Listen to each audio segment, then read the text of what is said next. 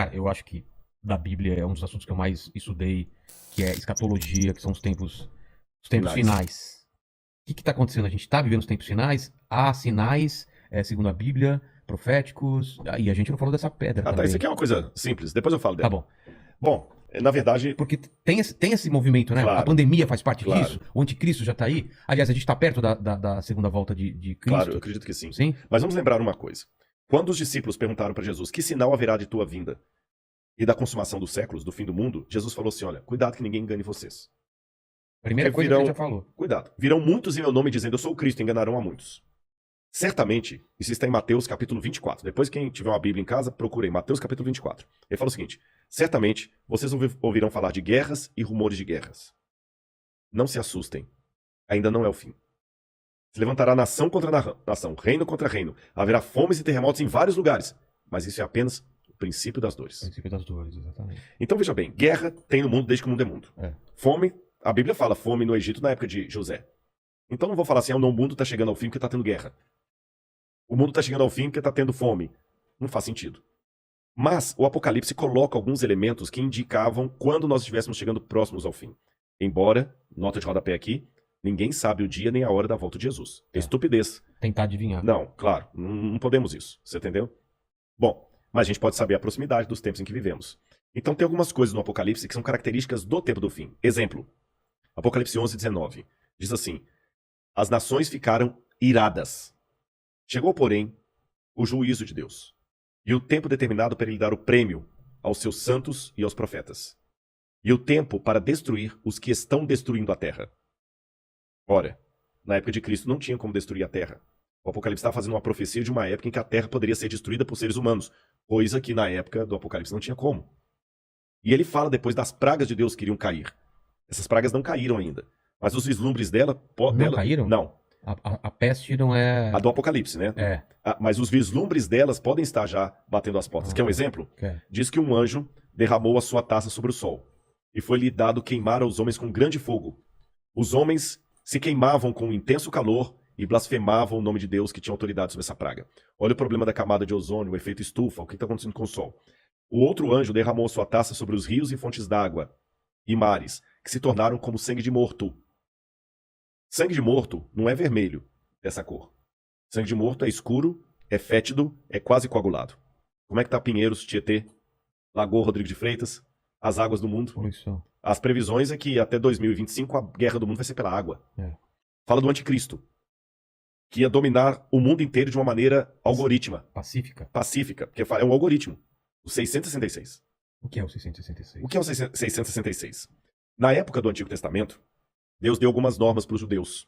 O povo do Oriente Médio, ele é muito simbólico, sabe? Ele tem muito esse lance do símbolo que aqui no Ocidente a gente perde. Então o judeu pode olhar, ele usa o paiot, que significa alguma coisa, o kippah, que é aquele chapeuzinho na cabeça. E Deus falou o seguinte: olha, vocês vão pegar a lei de Deus, escrever um resumo da lei de Deus, e vão colocar pro frontal entre os olhos, numa caixinha aqui, e também na mão de vocês.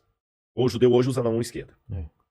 Pode olhar aqui no Muro das Lamentações, você vê o judeu orando lá, né? Baruch atah b'shem Adonai Eloheinu melech haolam. E ele vai orando no muro e ele tá com aquela caixinha preta aqui e outra na mão. Aí no Apocalipse a gente vê que o inimigo, o diabo, que se vale do anticristo, assim como Deus envia o Cristo... o anticristo é a versão do Cristo pro demônio. Pro demônio, o anticristo. Ele faz uma paródia de Cristo.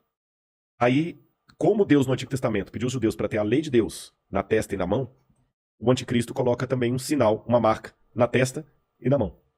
Então significa uma época em que a lei de Deus vai ser questionada. Nessa época em que a lei de Deus for questionada, diz o Apocalipse, ninguém poderá comprar nem vender, senão aquele que tem a marca da besta e o número do seu nome. Ora, esse número é 666. Aí muita gente pega isso e fala o seguinte: então vamos começar a calcular. Hitler dá 666, o Papa, o Saddam Hussein, Bill Gates, até a Ellen White, que é uma pioneira do adventismo, ela dá 666, Mandíbula dá todos dá 666, né? No grego está o seguinte: aquele que tem entendimento, calcule. E essa palavra calcule, no grego ali, é a mesma palavra para faça a contabilidade daquilo que o anticristo vai fazer. E o que o Apocalipse deixa bem claro, que o anticristo vai ser a revigoração do Império Romano, que era o inimigo do povo de Deus. E por que 666? Na cultura da Babilônia, o 6 era o número base para você fazer qualquer cálculo. Era um número divino. Tanto é que quando Nabucodonosor ergue uma imagem, ela tinha 60 côvados por 6. 60 por 6. O 6 era um múltiplo divino. E ali você tem os 666, múltiplo de 6. Agora o Apocalipse fala que ele vai controlar a economia. Os povos da terra vão segui-lo. Ninguém vai poder, falando quem pode pelejar com ele. E o que nós estamos vendo agora é um mundo caminhando pela primeira vez na história para uma unificação mundial. De moeda? De tudo. Parece até teoria da conspiração que eu vou falar, mas não é. O mundo está caminhando para uma unificação. Ah, Rodrigo, mas nunca. Aqui no Brasil mesmo a gente vê a briga dos de esquerda com os de direita. É. O pessoal não está entendendo. Essa unificação não significa unificação de mente, mas unificação de propósito.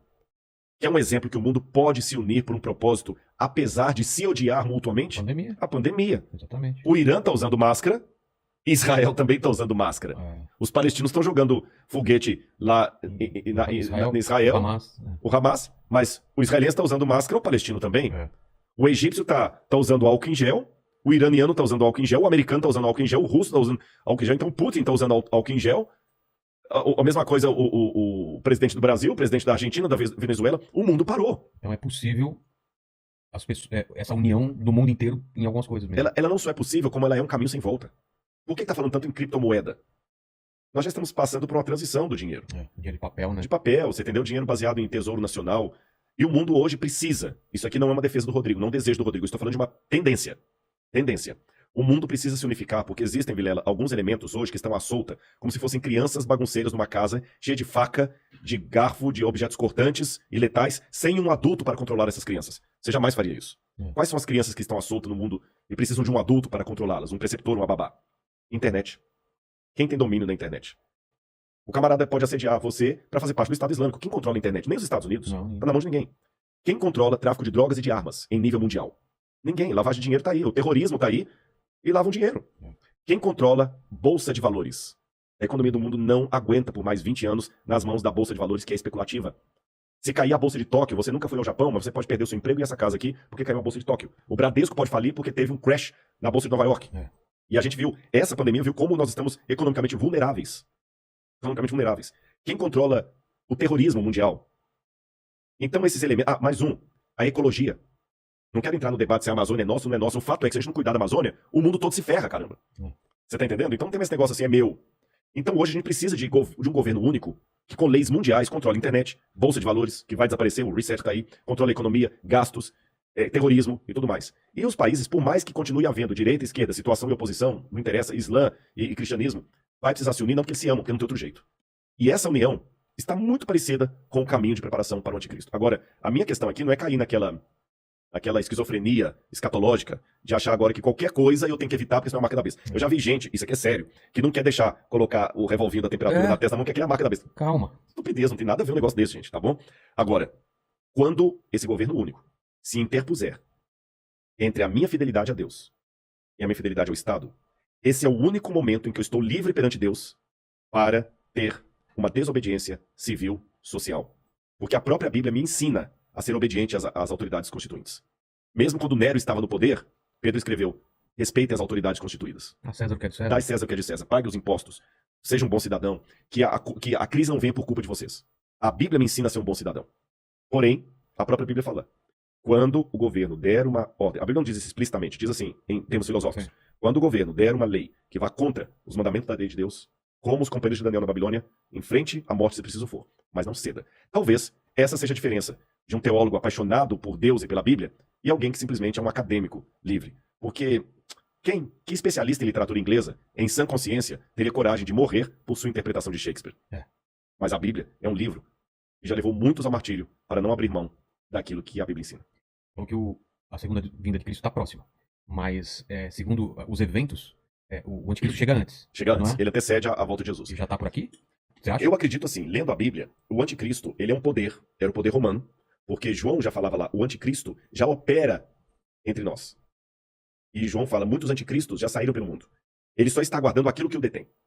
Então o anticristo, naquele tempo, era Roma. Os exegetas, a besta era Roma. Só que a Bíblia fala, através do apóstolo Paulo, que havia uma grande apostasia do povo de Deus. Que palavra é essa, apostasia? Eles abandonariam a fé, se uniriam a Roma, e Roma, no futuro, voltaria, travestida de cristã, por isso que é o anticristo, nome que não aparece no Apocalipse, mas aparece nas epístolas de João. Tá. Anticristo, anti em grego, é aquele que toma o lugar de. Então o anticristo é aquele que toma o lugar de Cristo e vai dominar o mundo. Então, a minha sugestão para todos é o seguinte: fiquem atentos às propostas governamentais. Qualquer coisa que não infrinja a minha fé naquilo que eu entendo pela Bíblia ser o correto, eu vou seguir. Tá entendendo? Agora, não vou cair em teoria da conspiração. Agora, o dia que houver uma lei que se interpuser entre a minha fidelidade e aquilo que Deus pediu de mim, aí eu estou disposto a enfrentar até a morte.